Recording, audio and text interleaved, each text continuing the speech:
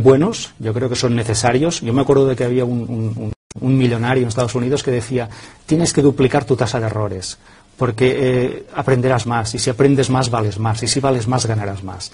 Así que los errores son buenos, y yo sé que en la escuela nos decían que son malos. No es verdad, los errores son buenísimos siempre que aprendas de ellos. ¿Y es importante hacer de nuestro trabajo nuestro hobby? Sí, es que tiene que disfrutar de nuestro trabajo. Claro que sí. Claro que tenemos que reunir lo que somos con lo que hacemos. Yo he visto demasiadas personas que hay una diferencia entre lo que son y lo que hacen. Tenemos que reunirnos con nuestra pasión. Solamente las personas que disfrutan hacen disfrutar a otros, y porque lo hacen se ganan bien la vida. Y las personas que tienen miedo a arriesgarse, o sea, ¿es bueno arriesgar a pesar de los miedos? Sí, sí, sí. Al final tenemos que correr siempre algún riesgo. Si las personas que corren pocos riesgos acaban consiguiendo muy poco.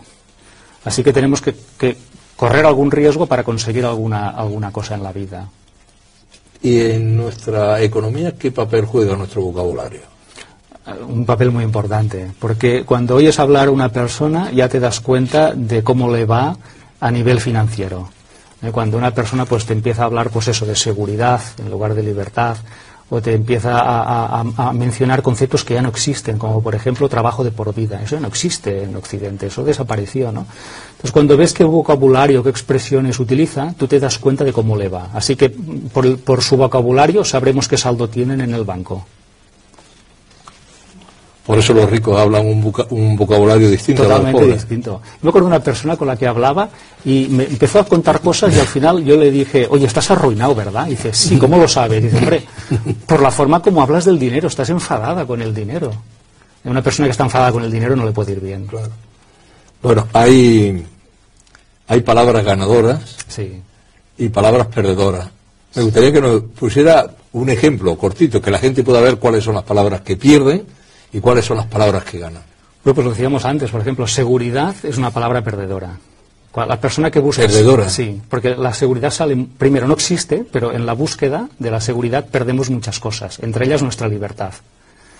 Hay personas, no todas, pero algunas personas que se han puesto a trabajar como funcionarias, no todas, por buscar seguridad, y han perdido la libertad.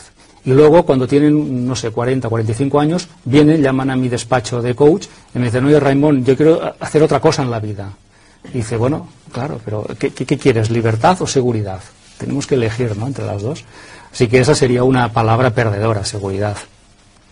Y una palabra ganadora sería pasión, por ejemplo. Es decir, aquellas personas que primero hacen en la vida aquello que aman y después buscan el dinero son las que les va mejor. Aquellas que primero buscan el dinero y dicen, cuando tenga dinero ya haré lo que ame, son las que les va peor. Así que la pasión es una palabra ganadora. ¿Y el reino de lo imposible cuál es? Uy, nadie sabe que es imposible hoy. Nadie. Nadie sabe lo que es imposible. Es una palabra que tendríamos que borrarla. Es perdedora esa. Es una palabra totalmente perdedora. Tenemos que borrar el diccionario, porque lo que hoy una persona está diciendo que es imposible, en ese mismo momento, en otro sitio, en otro país quizá, una persona lo está haciendo posible. Así que mientras unos hablan de la imposibilidad, otros ya lo están haciendo posible en otro sitio. No sabemos lo que es imposible. Dentro de 1 o 2 años, algo que hoy nos parece imposible será posible. Usted hace referencia en el libro a todas estas cosas, y hay algo que me llama la atención también.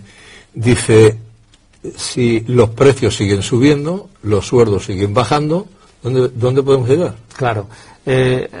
Cuando escribo eso en el libro, estoy diciendo que un empleo es una mala receta a nivel financiero. Es una mala receta porque si los precios suben y los salarios bajan, eso no nos hará ni libres ni ricos nunca. Entonces, ¿cuál sería la buena receta? Bueno, la buena receta sería un negocio propio en el que uno pueda decidir cuánto va a ingresar el año que viene. Esto se puede hacer si tienes un negocio, pero si tienes un empleo no puedes hacerlo. Entonces, vemos negocios que están facturando un 20% más que el año pasado, o un 30% más, si lo hacen bien, claro. Y eso es posible siempre que tengamos una fuente de ingresos variable. Pero cuando tenemos una fuente de ingresos fija, como es un sueldo, un salario, eso no tiene ningún crecimiento. Entonces usted es partidario de ligar el aumento del sueldo a la productividad de la empresa. Y está porque pasando. así estás libre para poder, mientras más aportes, más vas a cobrar. Claro. y está pasando ya. Hoy lo leemos en las noticias, que no vamos a dar nombres, pero una empresa muy importante va a unir la productividad con el sueldo. Yo me acuerdo cuando estaba en un banco, tampoco voy a decir el nombre, trabajaba en un banco, nos dijeron que el 40% de nuestro sueldo, fíjese bien, el 40%, que es muchísimo, es casi la mitad, iba a ir en función de los objetivos que teníamos marcados. Eso quiere decir que si lo hacíamos muy mal, cobraríamos el 60% nada más, pero si lo hacíamos muy bien, podíamos cobrar el 100 y pico %. Yo cuando me dieron esa noticia en el banco, que era empleado, me alegré muchísimo. Y llegué a casa y dije, me han convertido en socio del banco. Lástima que muchos no lo vieran, no lo vieran así. Es cierto. De cualquier manera, vivimos en una época tan estresados que no nos da tiempo ni a mirar lo que tenemos delante de las narices.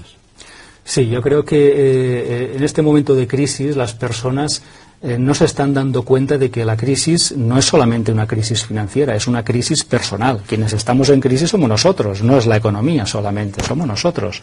La economía también, porque forma parte de nosotros. No estamos nosotros en crisis. Y tenemos que examinar y redefinir cuál es nuestra posición, nuestra estrategia, al menos financieramente. Y yo creo que la persona promedio no se está dando cuenta de esto. Lo que está pensando es, bueno, me siento aquí, alguien hará algo y esto pasará y volveremos a lo de antes. Bueno, pues yo tengo malas noticias. No volveremos a lo de antes y quizá nadie tenga que arreglar nada, sino que nosotros tengamos que empezar a tomar responsabilidad. Sí, si alguien espera que todo sea como era antes, no será como antes nunca jamás. Y eso es bueno, porque el crecimiento que tuvo las economías de Occidente fue a base de un endeudamiento estratosférico. Es decir, Occidente ha tenido 40 años o 50 de crecimiento continuado porque se hizo en base a dinero que no existía, es decir, endeudándonos, dinero que no habíamos ganado, dinero que no teníamos. Yo creo que eso tiene que acabarse y no tenemos que volver jamás a eso. Y luego también porque la economía prosperó tanto en estos años porque consumíamos cosas que nunca debimos consumir. Es decir, hubo un exceso de consumo en cosas que no eran necesarias y que han esquilmado los recursos del planeta. Yo creo que a eso tampoco tenemos que volver. Tiene toda la razón del mundo. Pero usted también, en el libro, noto que le da change al vago, al que no quiere hacer nada, porque si el éxito de todo está en una librería, las claves están en una librería leyendo, usted ha grabado un DVD para que sea tan vago que no tenga que leerlo, que acostado lo pueda escuchar. Bueno, sí, está bien eso, está muy, muy bien encontrado. Bueno, sí, vamos a las personas que son muy visuales y les gusta ver y escuchar, les vamos a dar la opción de que vean la película y el que quiera leer, pues que lo lea. Pero encontrará las mismas recetas en los dos sitios. Y la receta que propongo en el libro es, primero, tenemos que invertir más en nosotros, como seres humanos y como profesionales. Tenemos que ser unos grandísimos profesionales. Dos, tenemos que invertir en educación financiera. En el siglo XXI es una necesidad, ya no es un lujo. Y tres, hemos de invertir en negocio propio. Tenemos que tener un pequeño negocio, no digo una gran empresa. Puede ser un negocio llevado desde casa, a horas, como comisionista, en Internet, pero tenemos que tener una fuente de ingresos propia. Eso yo creo que va a ser fundamental en el futuro. Pues háblenos de una posible fuente de ingresos que podríamos crear. Bueno, en el libro, en la página 80, menciono 100 formas, ¿no? Pero, por ejemplo, una persona que sepa cocinar, que seguro que nos están viendo ahora muchas personas que saben cocinar o que quieren aprender a cocinar, pues podrían convertirse en chef para postres y repostería, o podrían hacer algún tipo de catering para fiestas y eventos. Fíjese que estamos uniendo un talento y una pasión con un servicio a otros. Y para eso no es necesario crear una gran empresa. Pueden empezar 2 o 3 personas en un pequeño local. ¿Y si tenemos familia de hipoteca, qué hacemos? Mejor. ¿Mejor? Mejor aún. Yo creo que eso no tiene que ser una... ¿Cómo se nota que no tiene usted hipoteca? Hipoteca no, tuve una y me la saqué de encima porque no podía vivir con una hipoteca encima, era demasiado para mí. Y familia sí tengo. Yo creo que es bueno, porque ¿qué vamos a enseñar a nuestros hijos? Tenemos que enseñar a nuestros hijos autosuperación, tenemos que enseñarles a ser emprendedores, a ser creativos, a ser talentosos. Y la mejor forma de enseñarles no es enviarles a una escuela, sino darles el ejemplo real de sus padres, su testimonio. Y si tenemos una familia, yo creo que mejor aún, porque entonces vamos a transmitir estos valores de emprendedores, ¿no? Y además tendremos también un aliciente. Yo creo que es bueno que tengamos también esa pequeña presión.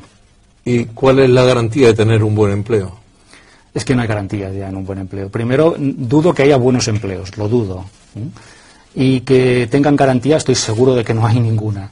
Hoy en día el concepto de empleo ha cambiado muchísimo. No es lo que conocieron nuestros padres o abuelos. Ellos podían trabajar toda su vida en un puesto de trabajo, en una empresa, y jubilarse en ella. Esto ya no pasa ahora. Es decir, ahora las personas tienen trabajo, desocupación, trabajo, desocupación, trabajo, desocupación. Y es posible que una persona durante una misma carrera profesional tenga varios trabajos, incluso que tenga varias profesiones. O sea, no solamente varios trabajos en empresas diferentes, sino varias profesiones. Esto ha cambiado mucho. Para ganar más hay que aprender más. Sí. Sí. Esa es la única ley. Es la única ley, ahora sí. Ahora sí, porque estamos en la era del conocimiento. Es decir, ya no podemos competir con países que fabrican, como India o China o Rusia o Brasil. Ellos nos ganan por precio, nos ganarán siempre por precio. Ellos van a fabricar, eso es seguro. Y nosotros, ¿qué tenemos que hacer? Los europeos y los americanos y japoneses, pues lo que tenemos que hacer es innovar, es ofrecer servicios, es ofrecer talento, creatividad, eso es lo que tenemos que hacer. Y eso se consigue solamente con conocimiento. Así que los occidentales tenemos que entrenarnos en ser muy buenos en algo y ofrecer eso a otros países y a otras economías. En el libro deja usted sentencia. Dice, si no mejoras, empeoras. Empeoras, sí. Es que ahora mismo hay muchas personas que están haciendo lo mismo que nosotros y lo bueno es que lo hacen muy bien. Es decir, que ahora hay muchísimas personas que quieren hacer pues lo mismo que estamos haciendo nosotros, ¿no? Por ejemplo, en mi caso, que soy escritor, pues hay muchas personas que quieren hacer un libro. Y yo le aseguro que son muy buenas, o sea, que escriben muy bien. Así que si yo no mejoro, comparativamente estoy empeorando. Sí, sí. ¿Y hay alguna cosa en la que podamos invertir, seguro? No. Una inversión no tiene garantías, no la hay. No hay inversiones con garantías. Yo creo que todas tienen su margen de riesgo y eso es natural, no es ni bueno ni es malo. Y yo nunca a las personas les digo en qué tienen que invertir. Yo siempre les digo que inviertan en aquello que conozcan, porque demasiadas personas han invertido en cosas que no conocen, en mercados que no conocen, en negocios que no conocen, en valores o en papeles que no conocen, y entonces lo que ocurre es que les va muy mal. Así que lo primero que le digo a una persona, tienes que invertir en algo que conozcas. Estudia ese mercado, estudia ese negocio, estudia eso en el que vas a invertir.